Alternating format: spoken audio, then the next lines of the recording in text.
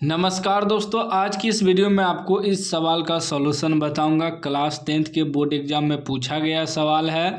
यदि आप यूट्यूब पे सर्च मार रहे थे तो ध्यान से देखना है।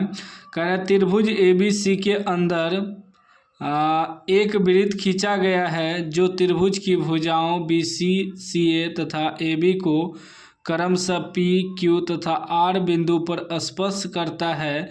यदि AB बराबर 10 सेमी, AQ बराबर 7 सेमी तथा CQ बराबर 5 सेमी तो BC की लंबाई ज्ञात करें। कह रहा है एक त्रिभुज है ABC, मान लेते हैं ABC, एक त्रिभुज है ABC, ठीक ना।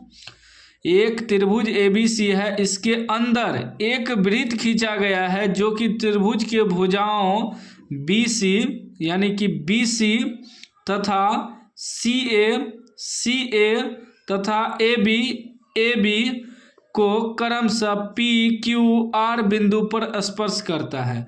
पहले है BC, तो BC क्या है? BC जो है यहाँ स्पर्श कर रहा है, वृत्त को छू रहा है, ये भुजा, इसको P बिंदु मान लेते हैं, ठीक है ना। उसके बाद यहाँ जो स्पर्श कर रहा है, उसके बाद है फिर CA मतलब Q, CA यहाँ जो स्पर्श कर रहा है, यहाँ आपका Q हो गया। उसके बाद है AB हो गया R, यहाँ से यहाँ E यहाँ जो स्पर्श कर रहा है, ये हो गया आपका R, ठीक है ना। P Q R बिंदु पर वृत्त जो है भुजा को स्पर्श कर रहा है, छू रहा है, ठीक ना।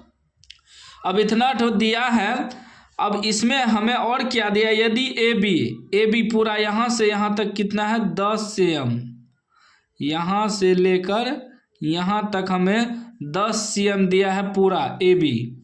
और AQ यहाँ से यहाँ तक हमें दिया है 7 cm। और तथा CQ यहाँ से यहाँ तक हमें दिया है 5 cm, ठीक। तो BC की लंबाई ज्ञात करें। यहाँ से यहाँ हमें BC निकालना है।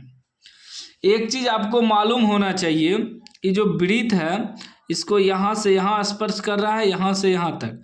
फिर ई एंगल जो है ये यहाँ स्पर्श कर रहा है, यहाँ स्पर्श कर रहा है। फिर इसी एंगल जो है यहाँ स्पर्श कर रहा है, यहाँ स्पर्श कर रहा है, मतलब सभी जगह वृत्त को स्पर्श कर रहा है।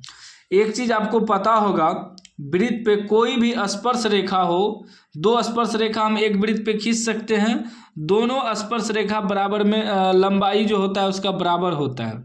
जैसे यहाँ से यहाँ तक स्पर्श रेखा आएगा और यहाँ से यहाँ तक आएगा, दोनों का लंबाई सेम होगा। क्या होगा? लंबाई सेम होगा। फिर यहाँ से यहाँ तक आया, फिर यहाँ से यहाँ, दोनों बराबर होगा आपस में, क्योंकि स्पर्श रेखा की लंबाई बराबर होती है। वृत्त पे किसी बाहरी बिंदु से वृत्त पे खींची गई स्पर्श रेखा की लंबाई बराबर होती है। यहाँ लिख लेंगे हल, ठीक ना। हम जानते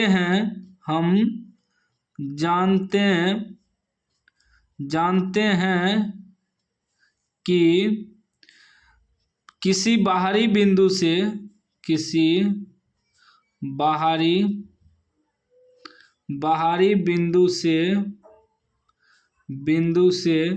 वृत्त पर खींची गई स्पर्श रेखा की लंबाई बराबर होती है, हम जानते हैं। तो क्या हो जाएगा? जैसे ये AR है, तो AR जो है वो बराबर हो जाएगा किसका? AQ का। अब AR बराबर हो जाएगा AQ का, तो AQ 7 दिया है, तो इस दोनों क्या हो जाएगा? 7 cm हो जाएगा। फिर जो है BR जो बराबर हो जाएगा, BR बराबर हो जाएगा BP के, ठीक ना। जितना BR होगा उतना ही BP हो जाएगा। उसी प्रकार E इसके बराबर हो गया, E इसके बराबर हो गया। फिर उसी प्रकार CQ जो बराबर हो जाएगा वो CP के बराबर हो जाएगा। तो CQ कितना दिया है? CQ 5 दिया, तो ये भी 5 होगा, 5 cm, ठीक है ना। देखिए फिर से समझिए, जितना ए आर होगा उतना ही ई होगा, क्योंकि दोनों स्पर्श रेखा है, दोनों बराबर हो जाएगा। ई 7 है तो ई भी 7 होगा। अभी बी आर जितना होगा उतना ही बी पी होगा, ठीक। और जितना ई सी पी होगा उतना ही सी क्यू होगा। सी क्यू 5 है तो ई भी 5 हो जाएगा। हमें सिर्फ क्या मालूम नहीं है, एगो ई मालूम नहीं है, एगो ई मालूम नहीं है, तो निकल जाएगा। कैसे निकलेगा, देखिए ये पूरा यहाँ से यहाँ तक 10 दिया है ना, ये पूरा ए बी देखिए ए बी बराबर, ए बी को हम क्या लिख सकते हैं, ए बी को हम लिख सकते हैं A R plus B R, A R plus B R. अब ये पूरा दिया है 10 और ये ए आर कितना निकला, ये 7 है तो ये भी 7 होगा।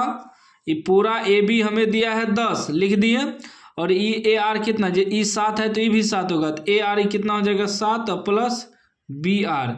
इधर आके घट जाएगा, 10 में 7 घट जाएगा तो क्या हो जाएगा बी आर, ठीक ना। ये 7 इधर आके घट जाएगा तो 10 में 7 घट जाएगा, इधर बचा बी आर, मतलब ये हो जाएगा 3 बराबर बी आर। मतलब बी आर अब कितना मालूम हो गया, ये बी आर हमारा 3 मालूम हो गया, 3 cm।